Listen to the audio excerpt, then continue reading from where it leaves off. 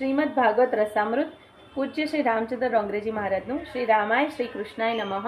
આજની તારીખ છે 1 ઓગસ્ટ 2025 અને ટાઈમ થયો છે 11:45.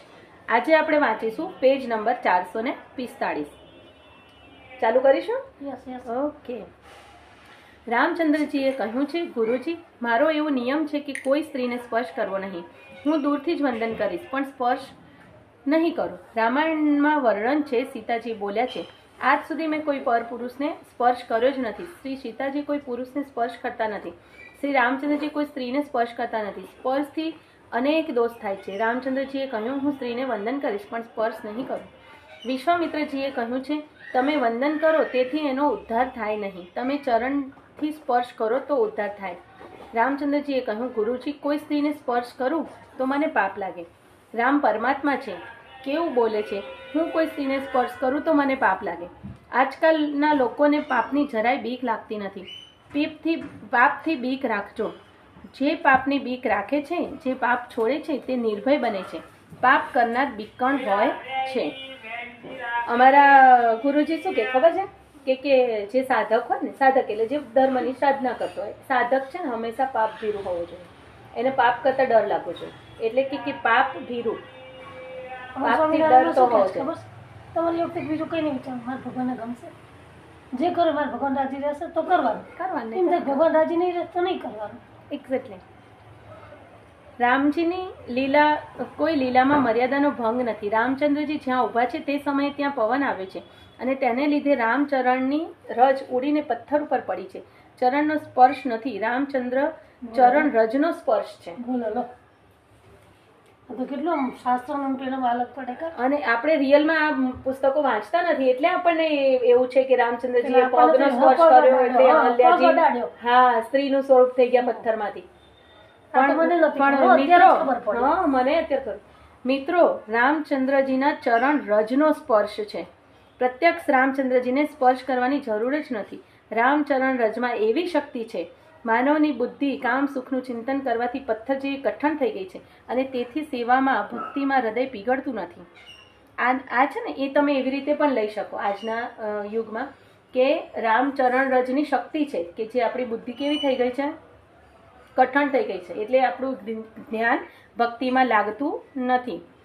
અને રામચંદ્રજીએ એ રીતે ઉદ્ધાર કરેલો છે કે રામચંદ્રની રજ, ચરણ રજ પણ એટલી ગુણકારી છે કે આપણી બુદ્ધિને પીગળાવી શકે.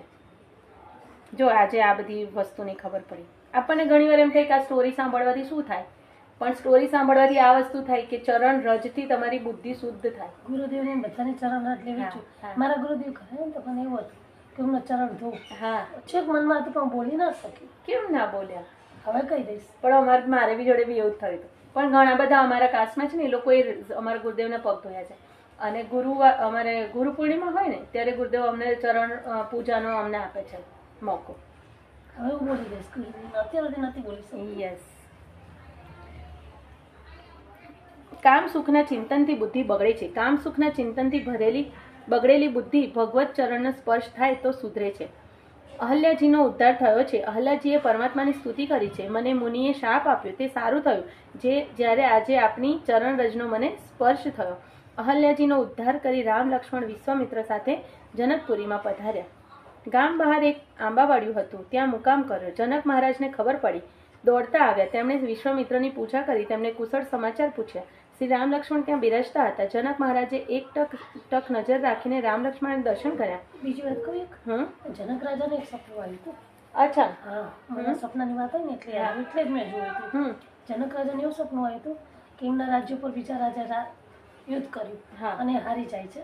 તો એમના વાઈફને લઈને નીકળી જાય છે. નીકળી જાય છે ને બહુ 2-3 દિવસ સુધી રખડે છે કે જમવા નહીં મળતું. એક જગ્યામાં કંઈક ભંડારો ચાલતો હોય છે, ત્યાં જાય છે. તમને થોડુંક તો ખાવાનું આપો, તો કે બીજું તો કંઈ નથી. તો પેલા તપેલામાં પેલા ખીચડીના ઉખેડા ચોટે હોય ને એ આપું કે એ તો એ આપો, અમે ખાધું નથી. તો એ લઈ અને જેવું આમ પેલા ખાવા માટે જાય છે ત્યાં તે પેલા 2 સાંઠ ઝઘડતા આવે છે ને કઈ જાય છે. એટલે જનક રાજા એમાંય રહ્યા છે. અને જેવા જનક રાજા હલબલી જાય છે ત્યાં પેલા એમના સપનામાંથી બહાર આવી જાય. એટલે એમને સપનામાં બહાર આવ્યા પણ સપનું યાદ રહી ગયું. એટલે એમને બધાને પૂછ્યું પણ કોઈને ખબર ના પડી. પછી તે અષ્ટાવક્ર ઋષિ આવે છે, એમને પૂછે છે કે પહેલા તો અષ્ટાવક્ર ઋષિના 8 અંગો વાંકા હોય છે, હા હા એટલે બધા હસે છે. હા, દરબારમાં આવે એટલે હશે બધા. અષ્ટાવક્ર એવું સરસ જ્ઞાન આપે છે ને તો બધાની બોલતી બંધ થઈ જાય છે.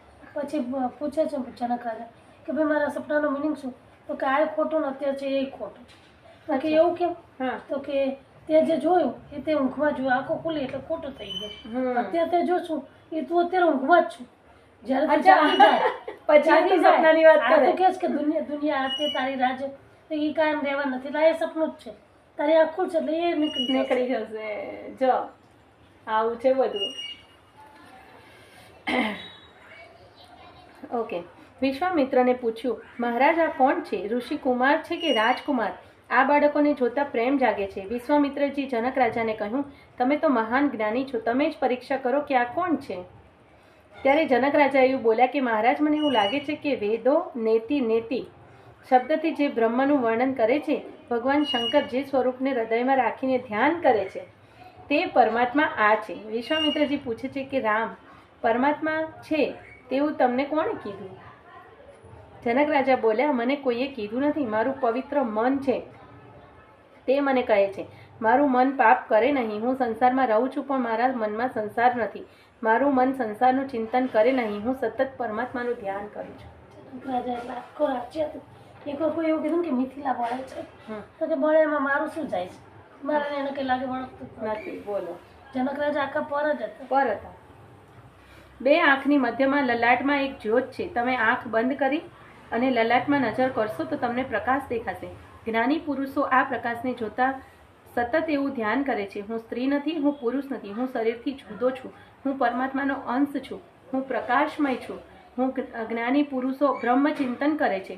જનક રાજાએ કહ્યું, આજ સુધી હું નિરાકાર જ્યોતનું ધ્યાન કરતો હતો. આ રામના દર્શન કર્યા પછી મારું મન એમ કહે છે કે હું રામનું ધ્યાન કરું છું. રામ પરમાત્મા ન હોય તો મારા મનને ખેંચી શકે નહીં. ધન્ય. એટલે જ આપણે અહીંયા ચાંદલો કરવાનો. હા, પૂજા. આપણું જે કરો ભગવાન આપણું જે બુદ્ધિ છે એ હા એ જ્યોતની પૂજા કરે છે. મને નહોતી ખબર અત્યાર સુધી. હા, મને બી હમણાં જ ખબર પડી કે આ એટલા માટે આપણે સનાતન ધર્મમાં બધા ટીકો લગાડે છે કે મારી બુદ્ધિ અહીંયા છે, મારું જ્ઞાનની જ્યોત અહીંયા છે, એની હું પૂજા કરું છું. મને સંસારનું સૌંદર્ય તુચ્છ લાગે છે. રામ મારા મનનું આકર્ષણ છે. મારા મનનું આકર્ષણ જે ઈશ્વર હોય તે જ કરી શકે. વાહ. શાકુંતલ નાટકમાં દુષ્યંત શકુંતલાની કથા છે. દુષ્યંત રાજા શિકાર કરતા કરતા કૌવર્ણ્ય ઋષિના આશ્રમમાં આવ્યા. મધ્યાહનમાં કૌવર્ણ્ય ઋષિ મધ્યાહન સંધ્યા કરવા માટે ગંગા કિનારે ગયા હતા. શકુંતલા આશ્રમમાં હતી. તેણે દુષ્યંત રાજાનું સ્વાગત કર્યું. દુષ્યંતે શકુંતલાને પૂછ્યું, તું કોની કન્યા છે? શકુંતલાએ કહ્યું, હું કૌવર્ણ્ય ઋષિની કન્યા છું. દુષ્યંત રાજાએ ના પાડી કે તું ઋષિ કન્યા નથી. શકુંતલાએ પૂછ્યું, તમે કેમ ના પાડો છો? દુષ્યંત રાજાએ કહ્યું, મેં મનથી કોઈ પણ દિવસ પાપ કર્યું નથી. મારું મન પવિત્ર છે. મારું પવિત્ર મન આજે તને જોયા પછી ચંચળ થાય છે. તેથી એવું લાગે છે કે તું મારી જાતની જ ક્ષત્રિય કન્યા છે. તું બ્રાહ્મણની કન્યા હોય તો તને જોયા પછી મારું મન ચંચળ થાય જ લાગે છે. એટલે જ ભગવાન ઉપરથી જોડા બનાવી મોકલ્યા હશે. યસ. તો જ એ વ્યક્તિમાં મન ચંચળ બને. એ જ. અને આ બધું કુદરતી તો છે જ. તમે જાતને દોષ આપ્યા કરો, કેમ આવતું કેમ આવતું, પણ એ તમારું કંઈક છે ઋણાનું બંધ તો તમને આકર્ષણ થાય છે. જીવન મૃત્યુ યશ અભ્યાસ. હા. અને આપણી લગ્ન આ બધું ઉપરથી જ થાય છે એવું કે છે. જનક રાજાએ કહ્યું, હા, જોયા પછી મન ચંચળ થાય છે. તેથી એવું લાગે છે કે તું મારી જાતની ક્ષત્રિય કન્યા છે. તું બ્રાહ્મણની કન્યા હોય તો તને જોયા પછી મારું મન ચંચળ થાય નહીં. શકુંતલાએ કબૂલ કર્યું. તમે કહો છો તે ખરું છે. હું ક્ષત્રિયની કન્યા છું પણ બ્રાહ્મણના ઘરમાં મોટી થઈ છું. જનક રાજાએ કહ્યું છે, રામ મારા મનનું આકર્ષણ છે, તેથી તે ઈશ્વર જ હોવા જોઈએ. ઈશ્વર વિના બીજું કોઈ મારા મનનું આકર્ષણ કરી શકે નહીં. રામજીએ વિશ્વામિત્રજીને ઈશારો કર્યો, મારી જાહેરાત ન કરો હો, મારે જાહેર થવું નથી. વિશ્વામિત્રજીએ છુપાવ્યું છે, ના ના એવું કંઈ નથી, એ તો દશરથ રાજાના બાળકો છે, મારા યજ્ઞનું રક્ષણ કરવા માટે આવ્યા છે. ભગવાન ના પાડે છે કે તમે એને ના કહેશો. જનક રાજાએ કહ્યું, મહારાજ મને તો એવું લાગે છે કે આ કોઈના બાળક નથી, આ તો બધાના પિતા છે, આ પરમાત્મા છે, તેની મને ખાતરી થઈ ગઈ છે. સાચે કહું, ભગવાન આપણી જો સંતા કુકડી રમે એ છુપાયેલા રહે છે ને આપણે ગોતવાના છે. યસ. જનક રાજા